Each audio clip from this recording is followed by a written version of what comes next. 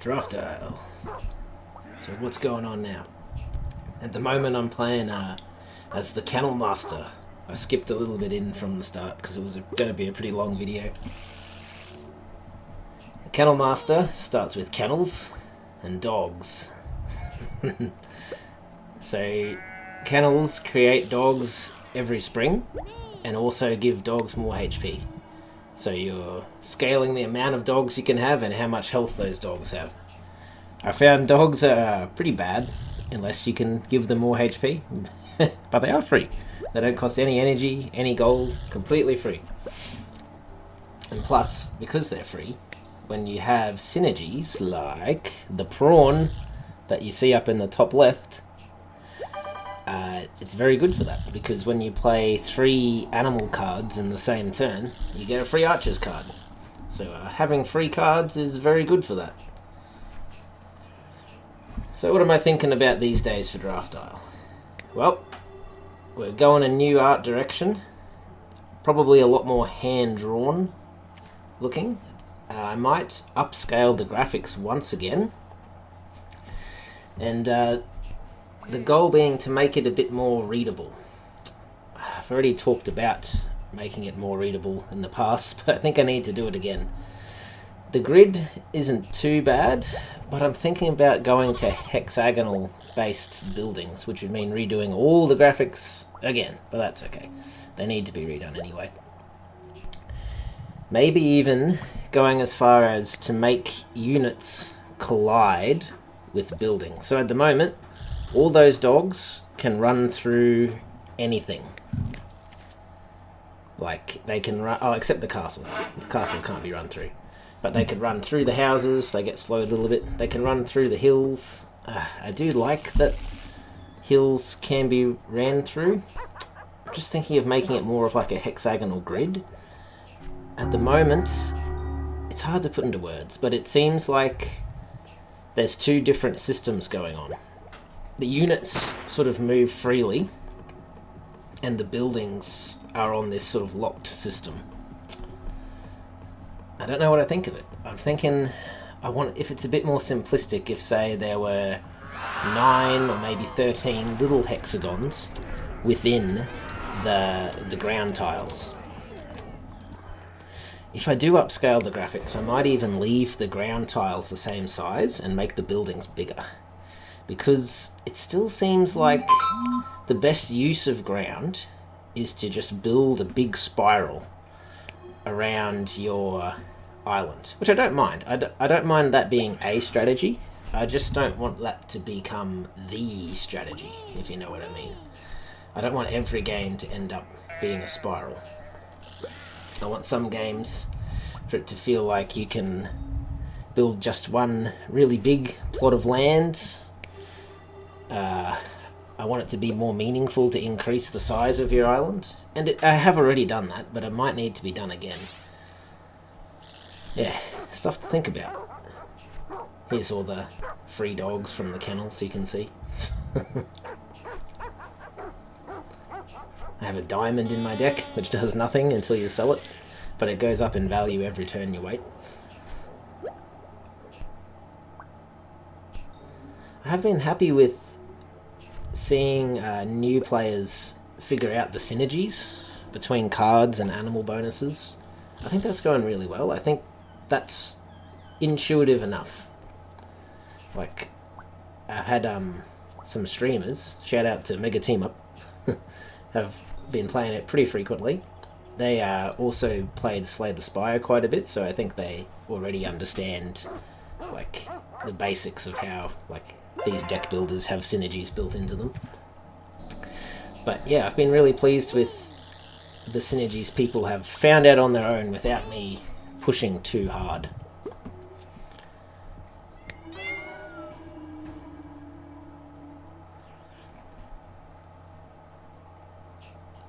So yeah, lots to think about. Changing the style again would be a lot of work. I do think that the aesthetics are okay, but I think they need to be great. I think for a game like this to really take off, it needs to have a bit more just obvious appeal. from the get-go, from the screenshots. That sort of visceral feel of playing it and seeing it.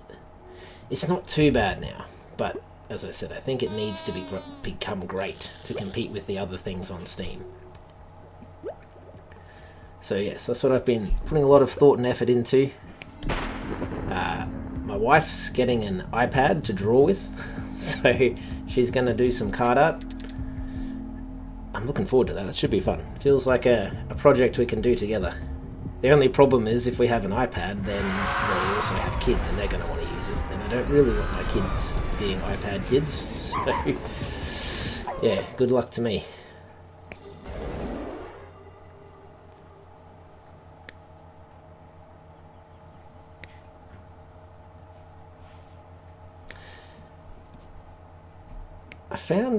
I like the way walls build in this game.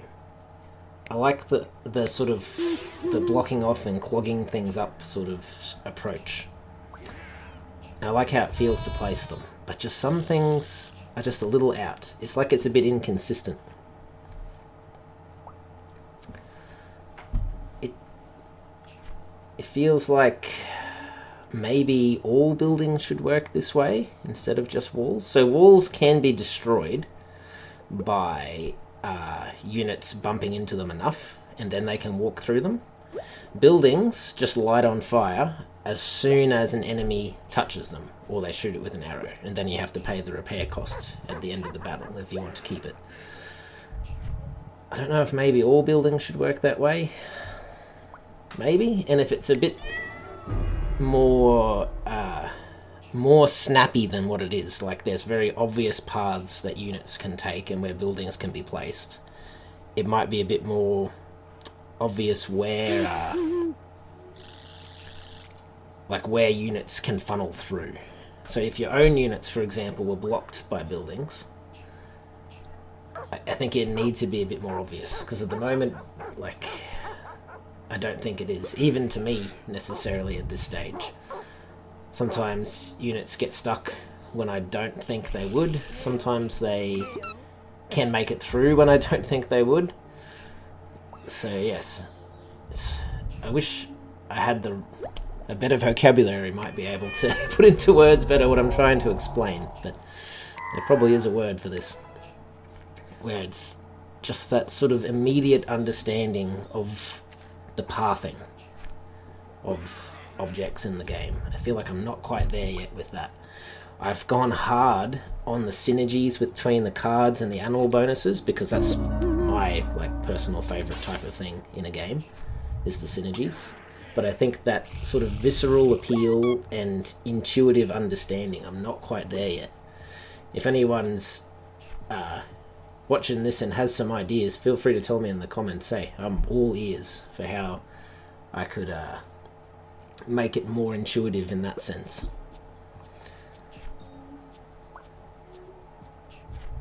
The good news is, it is fun to play. For me, because I can get past the graphics and I innately understand the systems well enough to place things and have a pretty good idea of what's going to happen. For me, it's very fun. So if I can just get that base level up to scratch, that sort of intuitive understanding and just aesthetic sort of pleasantness, if I could just get that up a bit higher, I think I could be onto something really good with this game. It's a learning curve though. I will admit that aesthetic things are not my forte. I do think a lot more mechanically in games rather than aesthetically. And having AI filler graphics has definitely helped just to get it to the point it is now. But I don't want the final product to be AI looking. And I think that as long as it might take my wife to get through some of the card art and maybe even the in-game art, is probably all going to be redone again, as I said, I think that should be really good. I'd love to hear your opinions on what you think of the graphics as it is.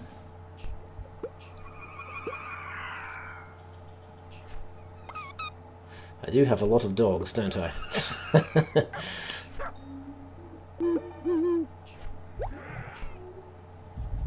It is rather busy, isn't it? Just looking at it now. Keep in mind, I'm watching a video of myself playing. I'm not playing it as I'm recording this. I find that too hard.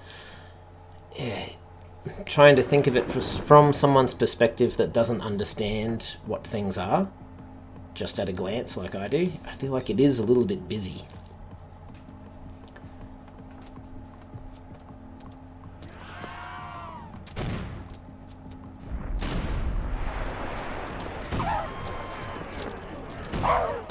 Well, that was easy.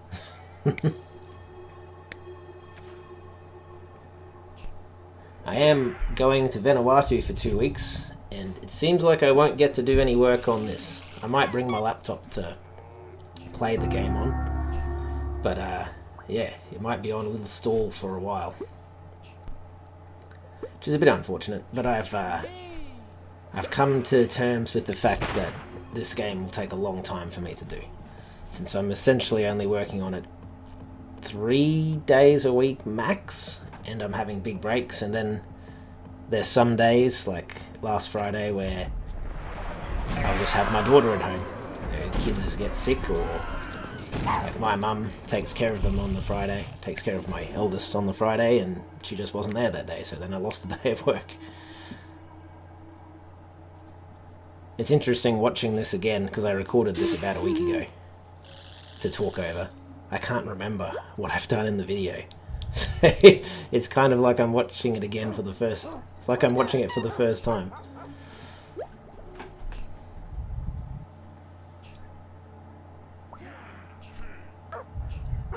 It is indeed a lot of dogs. And lots of dogs means lots of archers, because every 3 is a lot of archers. Is an archer's card for 3. There we go, there's another one.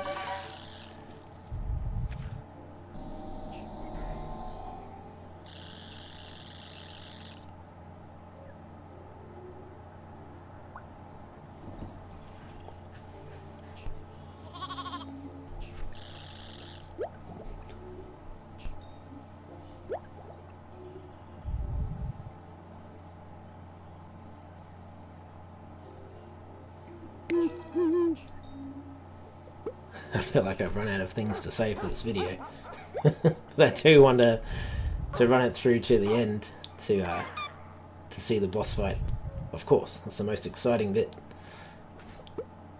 I have noticed some playtesters who are more experienced in these kind of games will occasionally get to that point in the engine building, like for your deck, where it's going off so hard that it sort of stops being fun, because you just get everything. It's fun to get to that point and to run it through it a little bit, but if that lasts too long, for starters, there's just so many units that the game lags, and you've just got so much resources and cards that you're just doing so much every turn, but it doesn't feel like you're getting any better, because you've already beat the game. You've already got it's like going infinite in Magic, but then the game not ending. It's like, well, now you're just sort of spinning your wheels, just revving this engine. Very fun to get to. Not as fun to continue on for a long time. So I don't know if I'm going to need to rebalance some things a bit more. Of course, I want people to be able to get to that point and have ridiculous setups with their deck, where you can, have 1,000 people, have... heaps and heaps of money, have heaps and heaps of soldiers, whatever, heaps and heaps of towers, build a massive island, all that sort of stuff. That's sort of fun. I like that, but yeah, I want the game to end at the right time. And usually that's just after you've got to that point.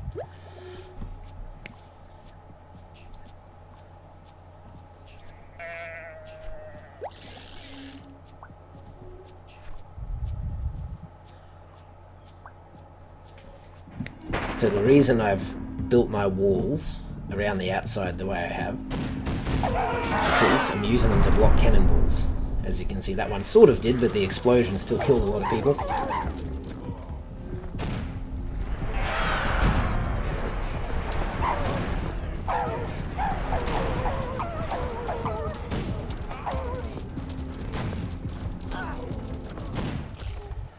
Losing a lot of dogs.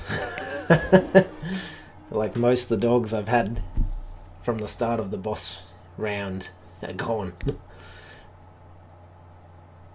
But they're doing their job. They're keeping them out of the city. $12,000 dues tax. I think an event I took earlier was where I basically got blackmailed by an official. And he said, if you don't pay me, I'll double your taxes. And I didn't. So that's why I have the honor in my deck, but also I'm paying 12,000 gold in taxes.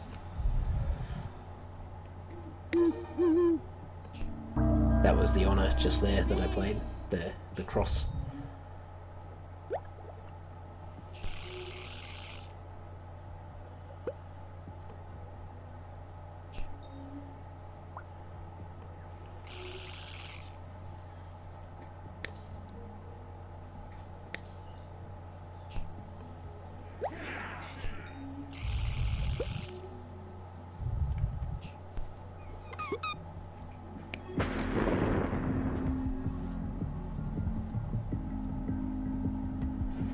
Whoa. Goat mountain placement.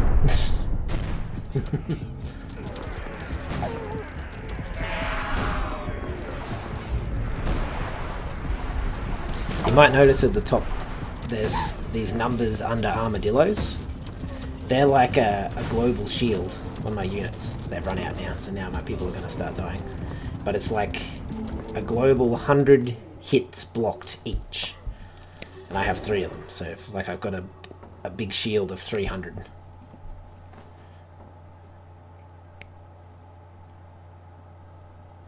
I forget what I pick here.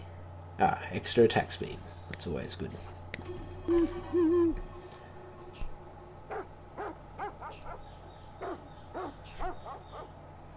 More archers.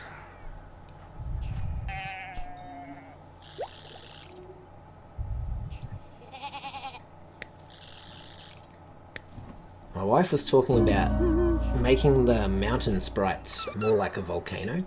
I wonder if I could do some kind of event or maybe enemy level up where the volcanoes erupt like during a battle. I feel like that would be really cool. I had some idea to make like a lightning storm in a battle where it's like hitting enemies, hitting you, just striking everything randomly.